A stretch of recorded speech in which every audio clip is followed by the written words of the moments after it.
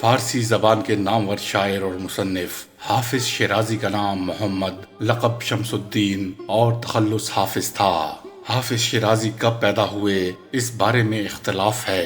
عمومی طور پر مورخین نے حافظ شیرازی کا سال ولادت 726 سے 729 ہجری کے درمیان قرار دیا ہے، تاہم زیادہ تر ہسٹورینز نے 726 ہجری ہی تحریر کیا ہے۔ حافظ شیرازی کے والد بہاؤالدین تجارت کے پیشے سے تھے اور اصفہان میں قیام پذیر تھے۔ بسلسلہ تجارت شیراز آئے تو یہیں کے ہو کر رہ گئے۔ حافظ شیرازی کے والد ان کے بچپن میں ہی فوت ہو گئے تھے، چنانچہ ان کا بچپن یتیمی کی حالت میں گزرا۔ والد نے جو کچھ پس انداز کیا تھا جلد ہی ختم ہو گیا، تو حافظ شیرازی کے دونوں بھائی تلاش معاش میں شیراز سے ہجرت کر گئے۔ تاہم حافظ اپنی والدہ کے ساتھ وہیں قیام پذیر رہے۔ بچپن میں خود کو سخت کوشی کا عادی بنایا اور ایک تنور پر آٹا گوندھنے کی مزدوری کرنے لگے۔ اگرچہ ان کے اپنے حالات ناگفتہ بیہ تھے، لیکن دل کے بے حد غنی تھے۔ مزدوری میں ملنے والی رقم کے 3 حصے کرتے، ایک والدہ کی خدمت میں پیش کرتے، دوسرا اساتذہ کرام کی اور تیسرا اللہ کی راہ میں خیرات کر دیتے۔ انہوں نے اپنے دور کے جید اساتذہ سے علوم حاصل کیے، اسی دوران قرآن مجید بھی حفظ کیا، اسی نسبت سے حافظ تخلص اپنایا۔ حافظ شیرازی کو علم ہندسہ اور موسیقی سے بھی بہت لگاؤ تھا۔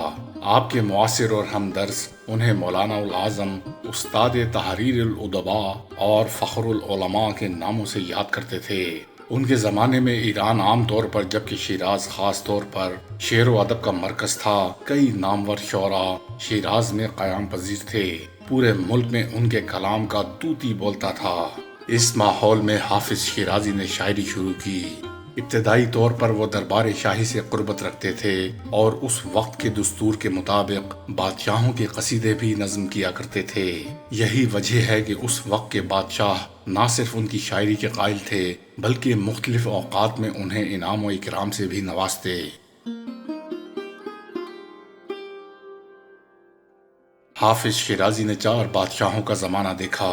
شیخ جمال الدین ابو اسحاق ان کا بڑا قدردان تھا، آپ اس کے دربار سے وابستہ رہے۔ اس کے انتقال کے بعد مبارز الدین 5 سال تک سریر آرائے مملکت رہنے کے بعد وفات پا گیا، تو اس کا بیٹا جلال الدین شاہ شجاع مسند اقتدار پر فائز ہوا، اور پھر 1384 عیسوی میں اس کے راہی ملک عدم ہونے کے بعد شاہ منصور بن شرف الدین نے عنان حکومت سنبھالی۔ حافظ شیرازی نے ان تمام بادشاہوں کی تعریف و توصیف کی اور ان کے درباروں سے خاص قربت رہی۔ یوں ان کے کلام کی شہرت سرحدوں کی قیود سے نکل کر تمام دنیا میں پھیل گئی۔ مختلف بادشاہوں نے انہیں اپنی مملکت میں مدعو کیا اور انعام و اکرام سے نوازا۔ سلطان احمد بن شیخ اویسی والی بغداد نے حافظ شیرازی کو بغداد آنے کی دعوت دی۔ محمود شاہ بہمنی نے انہیں دکن بلوایا۔ غیاث الدین بن سکندر نے بنگال آنے کی دعوت دی اور زاد راہ بھی بھجوایا، لیکن حافظ نے اپنا کلام تو بھیج دیا مگر شیراز چھوڑنا پسند نہ کیا، بلکہ ایک دفعہ دکن جانے کے لیے بندرگاہ پہنچے، جہاز پر سوار بھی ہو گئے، لیکن باد مخالف کے باعث ارادہ ترک کر دیا اور واپس شیراز آ گئے۔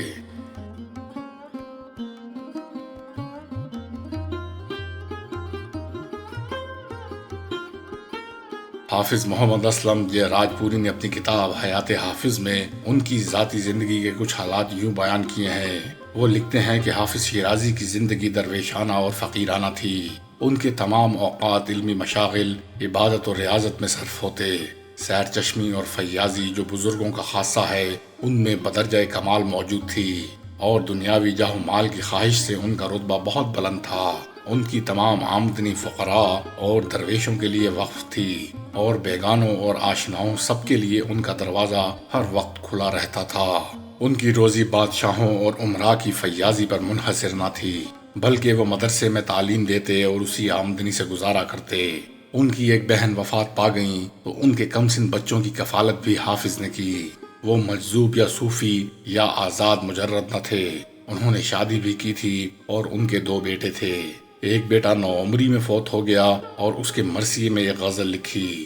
ان کی اہلیہ جو کہ ایک نیک سیرت اور انتہائی حسین و جمیل خاتون تھیں، عین شباب میں انتقال کر گئیں۔ حافظ کو ان کی موت سے ایسا صدمہ ہوا کہ عمر بھر دوسرا نکاح نہیں کیا۔ دوسرے بیٹے کا نام شاہ نعمان تھا، ان کا انتقال برہان پور بھارت میں ہوا۔ قبر بھی وہیں قلعہ آسیر کے قریب ہے۔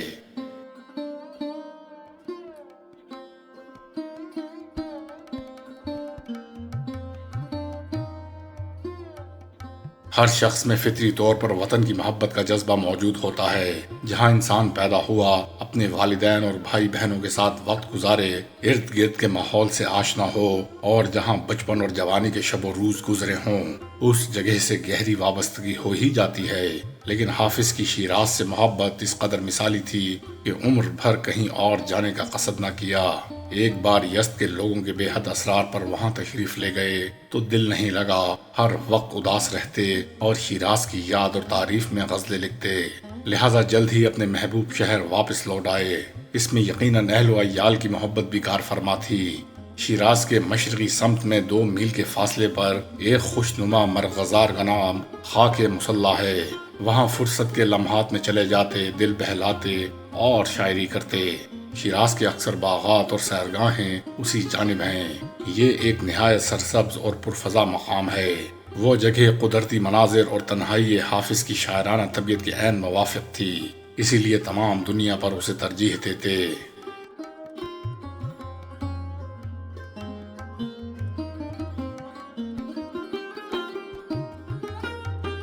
حافظ شیرازی نے زیادہ کتب تحریر نہیں فرمائی۔ ان کے سوانح نگاروں کے مطابق ان کا سارا کلام بھی محفوظ نہیں ہے۔ جو کلام کتابی شکل میں موجود ہے وہ ان کے ایک شاگرد محمد گل اندام نے مرتب کیا۔ اسی کو دیوان حافظ کہا جاتا ہے۔ دیوان حافظ میں 500 غزلیں اور رباعیاں، قصیدے اور قطعات شامل ہیں۔ دیوان کے خطی نسخے ایران، ہندوستان، افغانستان، پاکستان اور ترکی کے کتب خانوں میں موجود ہیں۔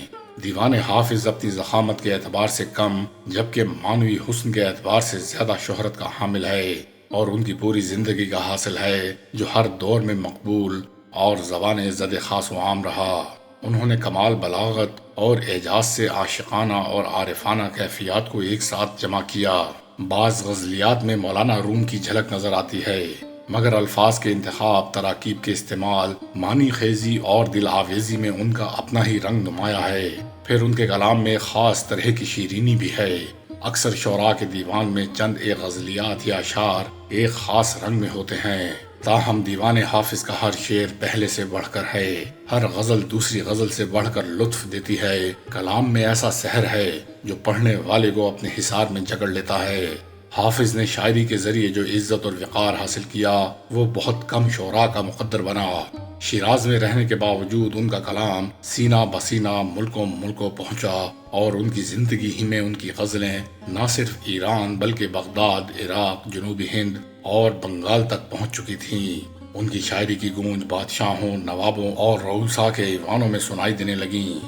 وہ حافظ کے کلام پر اس قدر فریفتہ ہوئے کہ انہیں تحائف اور دعوت نامے بھیجنے لگے، ان سے ملنے اور میزبانی کے مشتاق رہنے لگے۔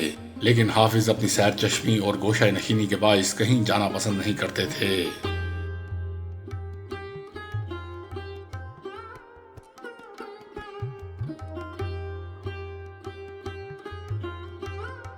انہیں فی البدیہہ غزلیں کہنے میں کمال حاصل تھا۔ کسی مصرے پر اسی وقت برجستہ مصرع کہنے میں انہیں شہرت حاصل تھی۔ اسی حوالے سے تاریخ فرشتہ کے مصنف نے ایک دلچسپ قصہ رقم کیا ہے کہ ایک بار حاجی قوام الدین کے یہاں دعوت تھی۔ گرمی کا موسم تھا، پائیں باغ میں تخت بچھا ہوا تھا، اس پر کھانا کھا رہے تھے۔ پانی کے کٹورے میں نیلے آسمان اور چاند کا عکس نظر آیا۔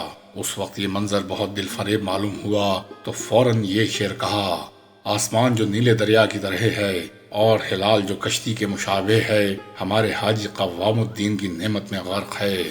موقع کی مناسبت سے یہ شعر سن کر لوگ واہ واہ کر اٹھے، جس کے بعد انہوں نے اسی پر پوری غزل کہہ دی۔ اس طرح لاجواب غزلیں فی بدیہہ کہنا حافظ کا ترہ امتیاز تھا۔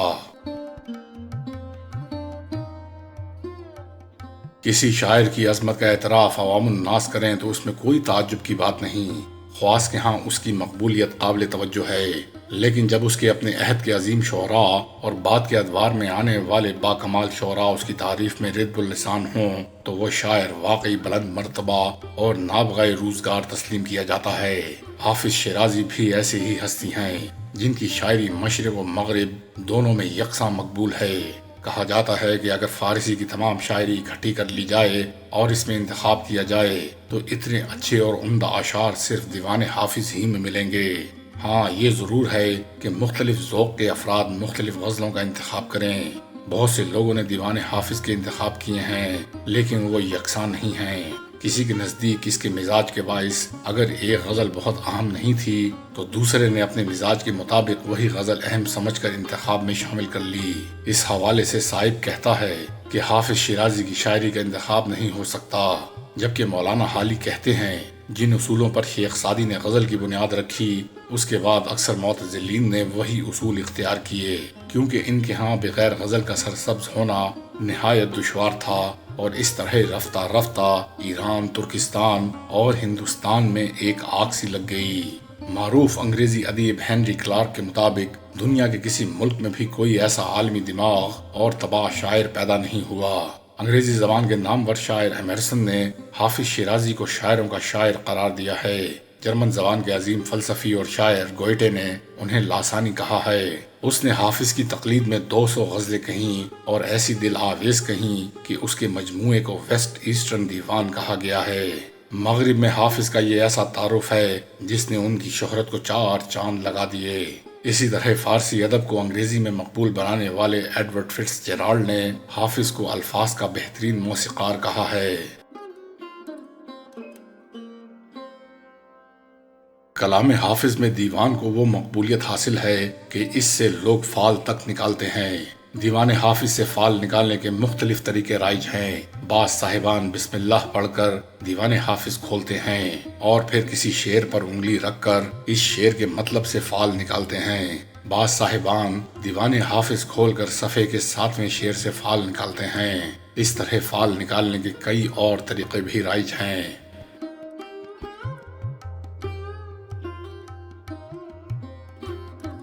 حافظ شیرازی کی وفات 1390 عیسوی کو ہوئی اور وہ اپنے محبوب مقام مصلی میں دفن ہوئے۔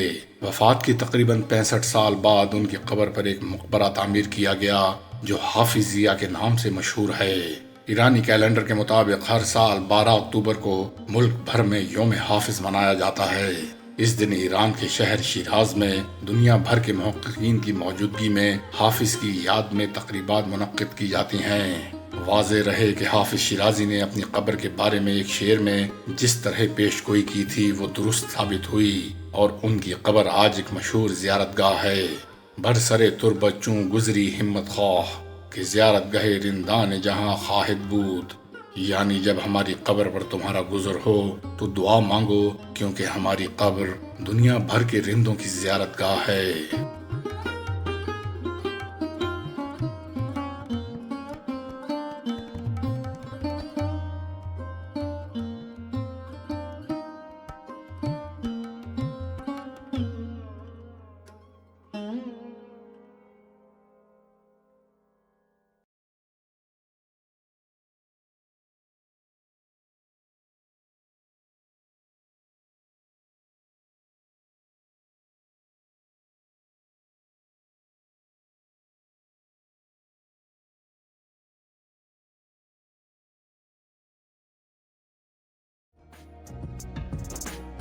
معزز ویورز اور سبسکرائبرز کو کتاب دوستی ناتمام کا سلام سلام سلام۔